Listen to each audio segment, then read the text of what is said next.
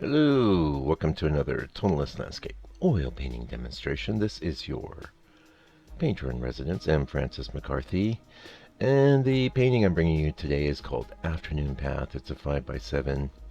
There is a full-length live version of this that goes quite in depth as far as mixing with a minimal palette. In other words, just yellow, alizarin crimson, cobalt blue, white, and black.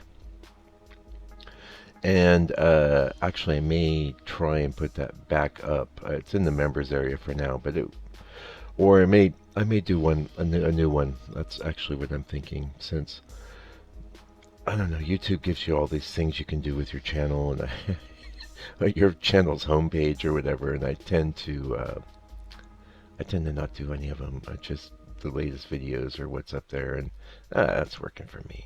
I guess it's working. Anyway, a few things about this little painting. First of all, the board was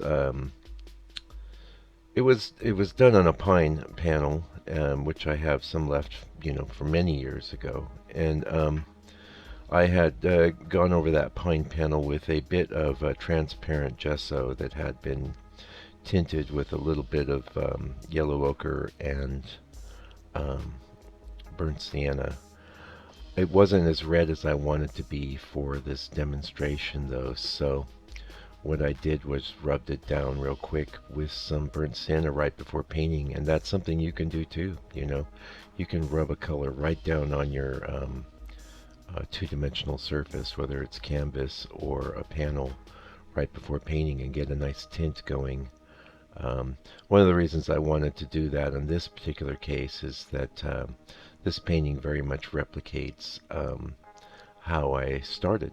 I started with a minimum palette, and I recommend you do as well. And the reason for that is if you're starting out, that's why I recommend that. If you're an experienced painter and you're just kind of checking in on me or whatever, this is not directed at you. But if you're a new painter, you're starting out, you're on YouTube, you're looking for tips and tricks.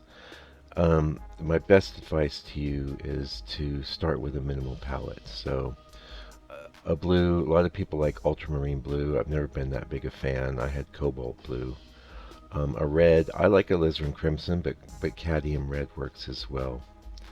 A yellow, I highly recommend just a regular cad yellow medium, and a white, and I also use black, but you could get away from using black, especially if your red and your minimal palette is alizarin crimson, because you can get a pretty dark blue, especially with ultramarine, not so much with cobalt. But like I said, I use black. I like black, so I don't really teach without black, so that's enough for that. Anyway, the danger of black, of course, is that a lot of amateurs will say, oh, there's a darker color there, I'll just add black to it, and they make really ugly paintings. The best thing to do for your darker colors is to mix a version of that color using your primaries. And when I use black, I use it as a color or chroma killer. The other color or chroma killer on my palette is, of course, white. Both of those will suck the color right out of any mixture. And you might go, well, that sounds like a bad thing, but it's not a bad thing if you're trying to get naturalistic tones in your work, because let's face it, look outside the window.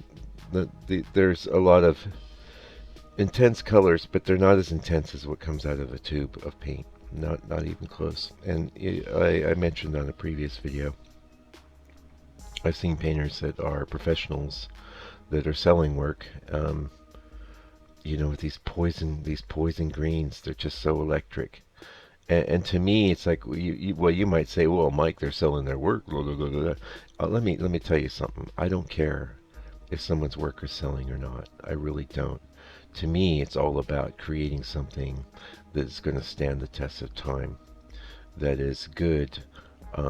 It has good bones, it has a good structure, it has good color, it has good composition, it has good brush handling. It's interesting from afar, and it's interesting up close. This is what determines whether a painting is good, not whether some punter bought it or not.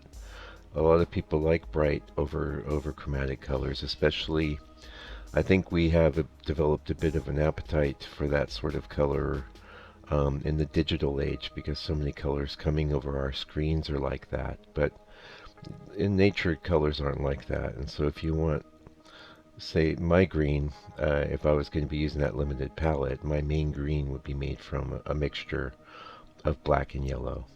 I don't love, Mike's green is actually made with Hansa yellow, but I could use cad yellow in a pinch. It would just give me a slightly uglier, more opaque green that was less flexible, but I used it in this painting here. So anyway, the other reason to get into minimal palettes is you're going to have harmony. All your colors will have harmony. This is another thing that amateurs really suffer from, and that is the colors. They have too many tubes of paint, and they're grabbing some of this or grabbing some of that. They're not really sure what to use and why it's not working.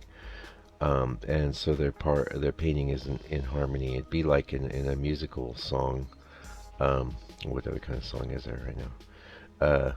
If you have, the piano playing the parts in one key, and the bass playing parts in a different key, you've got to have everything working together. So limited palette does that automatically. But really, what's best for an amateur about the limited palette, and hopefully you've made it into the 6-minute mark because you're at the edge of your seat trying to get this information. You see the color in the reference, and you're doing your best to try and mix it. With a very limited palette, you will only get somewhat close, and that's fine. Get as close as you can and put the color down on the canvas, okay? Because I guarantee you, when you look at your painting the next day or over the next weeks, you go, well, that looks nice. Even though you didn't hit the exact color of the reference, what you hit was a color that was actually in harmony with all the other colors. And not only that, you learned the full extent of what those colors on your limited palette could do. And this is the real value for people starting out with using a limited palette. And you don't just have to use a limited primary palette. There's all sorts of limited palettes you can play with. And I highly recommend you do so, because, in fact, a lot of times you'll see in some videos, if I get a new color and I'm playing with it, I do a whole painting that just pivots off that color.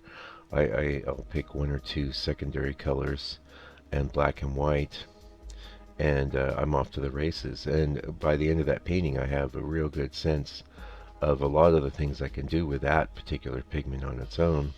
And then when I bring it in to my regular full palette, like I've been doing, say, with Van Dyke Brown recently, I have it up there next to the raw umber because it's very close to raw umber. It's just a bit darker. They're both transparent. They both have kind of a similar tone to them. The raw umber is a little more dull, but I could use them interchangeably almost, right? So. But like I'm doing a painting the other day, it says, what happens when I mix yellow with Van Dyke Brown? What do I get? What happens when I mix red with Van Dyke Brown? What happens when I mix cad red with Van Dyke Brown?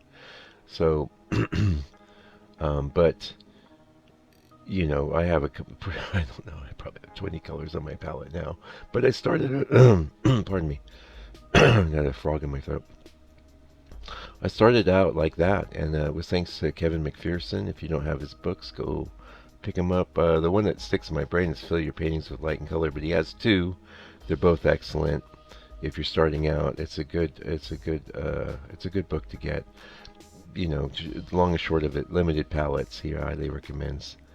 He doesn't like black, but what does he know? He's an impressionist, and the other recommendation he makes is to do lots of small paintings. You can cover a lot of ground, and as he knows, and any experienced painter knows, that what makes you better as a painter is doing lots of paintings, and you've heard that from me before. If you're new, you're just hearing it now. Anyway, that's it for today's video. Just a little quick one. This is going in my store, so I wanted to get a little quick video so I could have something in the store. Thank you for joining me today. If you liked the video, you got this far, please click like. I don't know if you want to subscribe. If you're really digging this, go join the members area. It's pretty reasonable, and you have access to the full-length version of this video where I break down the whole primary palette, which, like I said, I'll be doing again real soon.